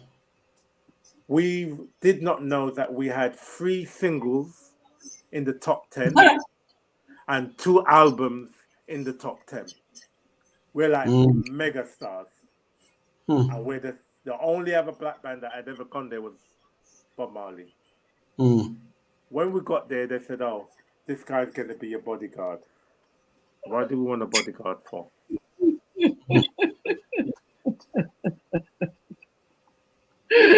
Because we didn't know we would get chased, or we didn't know we would have got mobbed. We didn't know that that's what was going to happen. Yeah. And it was a lot. It was actually too much. And that's when we did 12 shows in 14 days. Wow. Jeez. And every show was a sellout. And and don't forget, there's no college course to teach you how to deal with that. Yeah. And there's no other black British artist to tell us, be careful. No one. There was no black superstar apart from Eddie Grant. And he was already huge. Yeah. But twice our age. Well seasoned. And he's already said, me not stay in England, me going to Barbados. I'm going to make my hits there. I remember he said that, yeah. Yeah. I remember. We didn't know what he was running away from. Precisely. Or what he walked away from. Because don't forget, when you talk about Eddie Grant, he was in a band called the Equals First. With a bag of hit records, which was a rock band. And then he left the Equals and went solo. And he had hit after hit after hit after hit. He did. We don't talk about him. But he's one of our greats. He went back. Born in Guyana and came to England. He had his own pressing plant here. Exactly. Yeah. His own recording studio. He did everything them rock bands did. He knew what was going on. He said, only if we can work together, we can control our music industry. He had to leave because they were on his tail. Yeah. Because he knew what to do. Anyway. So 82, we crash. What happens after? We get to a point where it's like everybody recognizes who they are. We've grown up now. I'm 21, 22. I'm a little bit older. I'm not that old. Yeah. Desmond, Keith, they're 26, 27. They're having children. They're raising families. It doesn't work. You're not that kid anymore. Right. And is it bringing in money, I guess? You're bringing in money, but it's not enough. Yeah. It's not enough. Yeah. So you look famous, but you don't have famous money. Yeah. You gotta go back to work. Yeah. You gotta pick up back your tools. I lost my job because they said I can't do 2 jobs at the same time. They saw me on Top of the Pops. I got the sack the next day.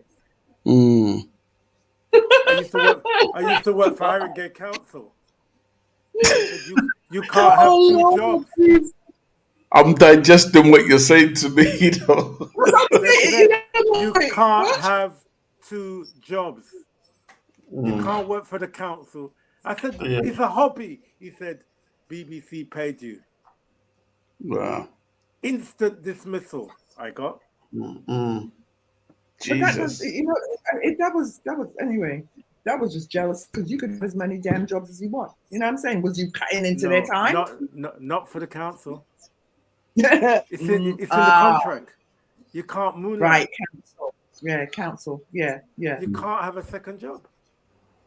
I never read that part in the contract. Well, I couldn't read the contract anyway, so I didn't know. Listen, let me tell you, the world that we live in. Don't forget, we're learning don't forget, we're the first generation onto the Windrush generation. We don't know, and don't forget, we're not going through. We are charting down Babylon. We are not doing what our parents did. Yeah. We're not doing it. We've got a different mentality. And they're preparing for us, but they wasn't ready for us. So my mom used to say, when you can't catch Harry, catch him shirt. So they went for our children, didn't they? I heard that before. So as we let's just fast forward, because there comes a point at which, can you hear me? Yeah, loud and clear. Okay. Before we go on, I'll tell you what. Let me just acknowledge some people in the who are watching. Althea Palmer, bless up. I gotta bless up Reggae Court Empire, Bounty Rider. I gotta bless up Brick Queen, Natty Kingman from Kenya, Julian, Marsha, Sparky Melody. There's quite a few people logged on. I can't see their names, but bless up every single person who's logged on.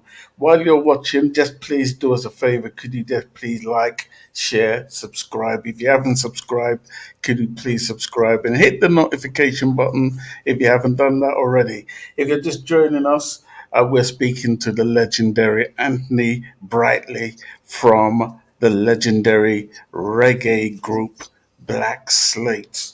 They've been going since the early 70s. They've been going since I used to go to school in shorts with my wobbly knees and satchel. Remember the satchel? Yeah, remember the satchel, yeah. Oh, man. But wow. I tell you what, because you're, and I don't want to rush your history at all. So, maybe we need to bring you back. We have to do a part two. We have to. And I don't want to rush it because I'm ready for you. I really am ready for you. So I really want to give you a day after this. So we're going to stick a pin where you're there.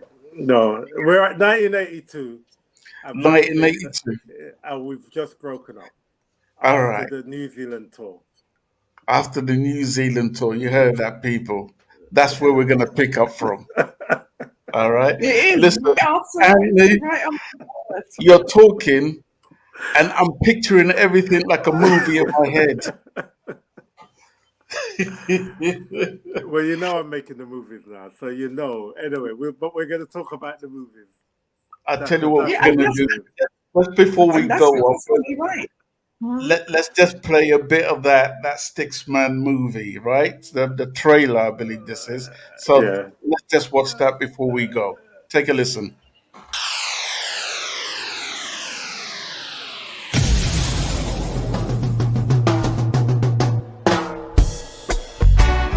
You don't make it yesterday. We need to ram up the place, innit? No one bought any drinks or any of the weed. It takes too long to play the record. That went well. So I'm going to the studio tomorrow, so at least we'll have a dub plate. What's a dub plate? It's our own record.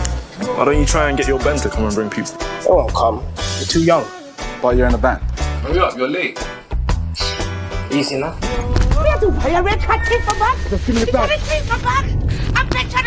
Is he a wide or grab and flee? Was it one of those Sticksman? No, them just drop sticks. Yeah, just pick pockets. The way the community looks right now, it's a real mess, man. Careful what you're taking on.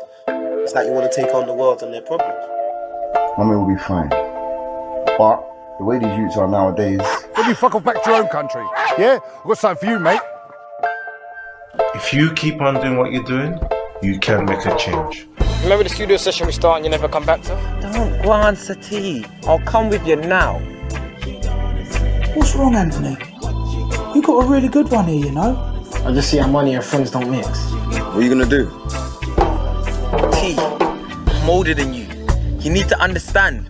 If we don't sell this record now, we're gonna lose our buzz. Lose what buzz? I am the buzz. You're now in tune to the sounds of Sir George International, the #1 entertainer. Only can be played by this side. So this is you. You see why you have to give people jobs.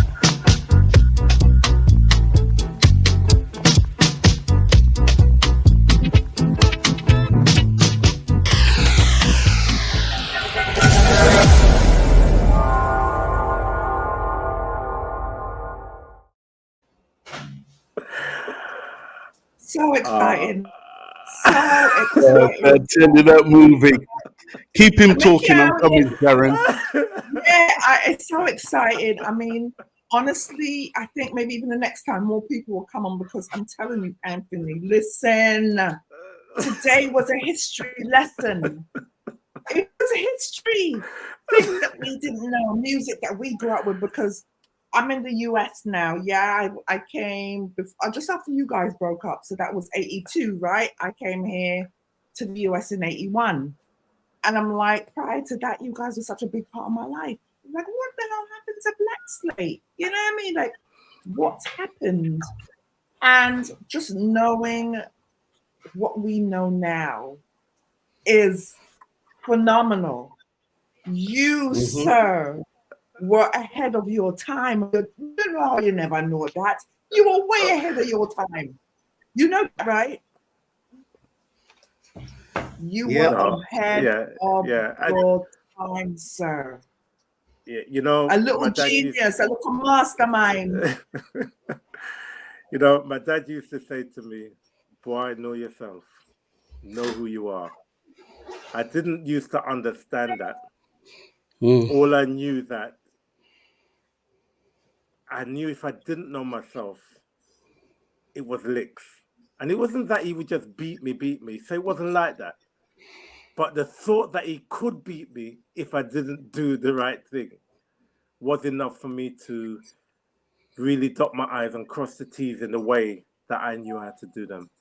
Yeah. Because my dad always used to say, if I can do it, you can do it. Yeah. Yeah. And with that, because my dad used to say to me, go read that letter for me. And I would look at the letter, full knowing that I can't read the letter. So I would have to search for words that I did know. And I bet you he knew that too. Of course he knew that. And between the two of us, we'd work out what kind of letter it was. If it was money, if it was a letter, I would say, this letter we've got to give to mommy to look at.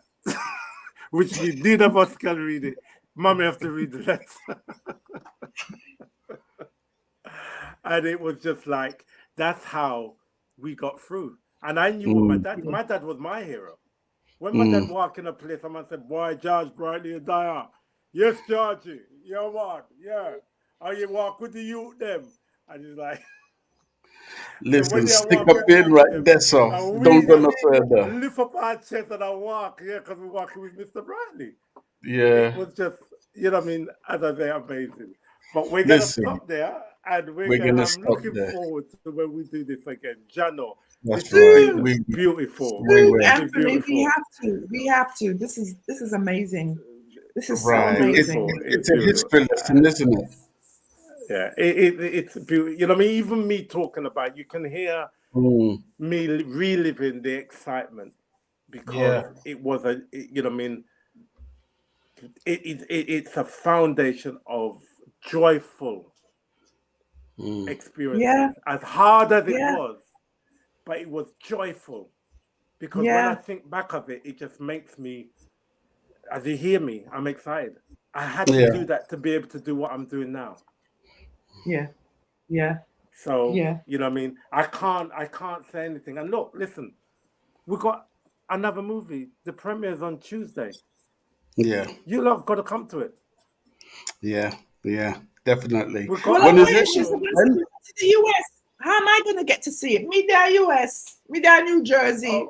Well, I'm gonna come to New Jersey with the two film them, and you can put it on. All right? Well, There you go. That that's what I I'm talking assure about. you. Not even promise. I assure you. Right. So we will talk about Call that. me when No you're problem. coming. You just let me know. You call me when you No come. problem. I will be in New York on the 13th of February. We Oh, will yeah? have lunch and discuss it. All right? Right, let's do that. Love it. Brilliant. Yeah, come to my house. I've got a studio here. You come in my house. You will come to my house. So see there. You see, you never know. Me never even know it's in New York. There's nothing that says you're in America. Exactly, yeah. I mean, that's why I live. Yeah, I'm here. Wow. All right, so hold on. 10-star general, where you there? UK, Which part of the UK? West London, Laverick Grove. Okay. All right, so you can drive around the North Circle and come on Tuesday. Of course, definitely. You have Just no let me know excuse. where it is. Let me know I'm where gonna it send is. you the details. Good. And yeah. Look, I'll call you after this anyway. Yeah. Yeah. But thank you for being on the show today. Thank you. Thank you. Sorry, Thank go you. on, Thank Sharon, you. before we end it. Go ahead. No, I'm just saying we'll talk afterwards. All of us will talk after. No, absolutely. Oh yes, Absolutely. definitely, No, definitely. No. Yeah, so we're We have gonna numbers end. in it. Yeah, we have the technology, mate. This is Listen, beautiful. people, we're gonna get out of here. Thank you for joining us. And is the part 2 will be in about 2 weeks' time. It won't be next week.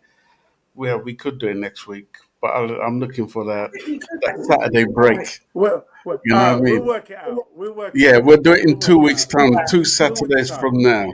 Yeah. So respect you. We're gonna get out of here. So I'm just gonna do this. Bear with me 1 second, people.